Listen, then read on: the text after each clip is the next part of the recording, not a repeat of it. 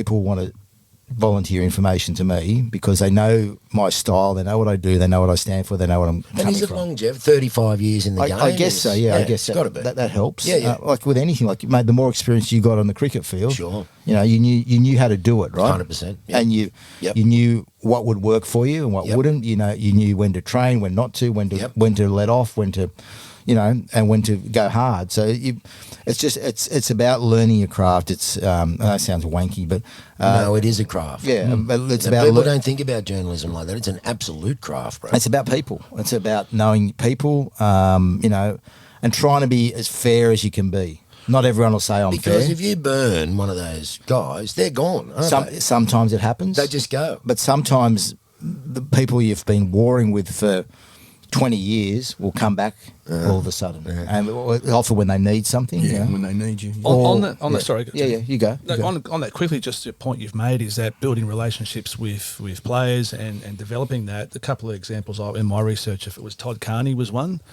where he went through what he went through, and had media outside of his house, and he came to you and sort of said, mate, can you? Well, it was a bubbler incident. I was going to whisper the bubbler. Yeah, and look, Todd and I used to see him at football all the time. I'd talk to him. I'd ring him. I'd speak to him. You know, we'd talk about life outside of football. Got to know him a bit. And when, you know, and I had to write some hard stories about Todd as well, or do some reports. And when the bubbler thing happened, everybody got that photo. I think Buzz broke the story and put it out there. I didn't feel comfortable doing it, but once it was out there, we had to. What about the dude that took the footage? What a prick! Yeah, exactly. Mate, wasn't it? Yeah, exactly. Like who takes photos in at a urinal? Like seriously. Anyway.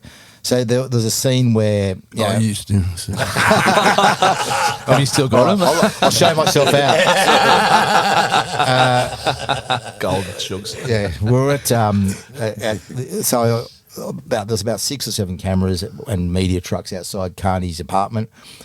I thought it's getting late in the day. We didn't have a story, and then I get a phone call. It's Todd on the phone. He said, "Mate, I'll come and talk to you. I want to tell what happened. You know, whatever." And at this point, I think Cronulla had sacked him or about to sack him without a fair hearing. And I said, "How you going, mate? There's all these cameras out in the front. What are you going to do?" He said, "Don't worry, I'll come and meet me at this park at 3 o'clock." And 3 o'clock at Cronulla is getting late for the news because, you know, to write, produce, So you want to get it on tonight, don't you? Well, we have to get it on tonight. Yeah. And so you're going, it's 3. It's going to be pretty late. We're going to have to do a tight turnaround. I was sitting there with my camera. I thought, this isn't going to happen. We're sitting on a bench in the park. His car pulls up. Todd Carney gets out of the boot. Walks up. Really? So, yeah, that's Great.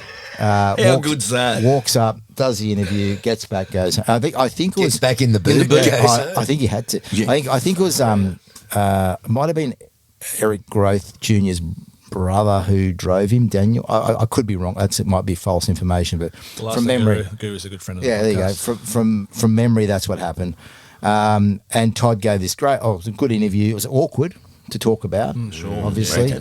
We sat on a bench, 2-shot, just so make you happy, and we got the story to air, and it was a big story. It was a controversial story at the time, and I was thankful that Todd trusted me on it because he didn't trust everybody, and I've still got a good relationship with him to this day. You know, and you know if he needs something, I'll try and help him out where I can. Just on that quickly, we talked about this the other day, Widow, was that now that there's phones and everything, back in your day, there wasn't that, but also the journalists knew that there was stuff that was off limits and you would sort of let it go, and so how things have changed now. Absolutely. I mean, there was areas in my day where the journos just didn't go. Still are. They did not go there, and they would not go there because if they did, they knew they lost everybody. Yes. Yeah. They would have lost the whole team and the whole structure of cricket. Yeah. And right So you now, just didn't go. I'm struggling with a story which I know is a good story in league, and if I write it, it's going to have repercussions, and it could put me off. Here first. It could put Poor Tigers. it could put me off with quite a few people, but. You know, if some stories need to be written, so I've just got to. You've got to make a call on these things all the time.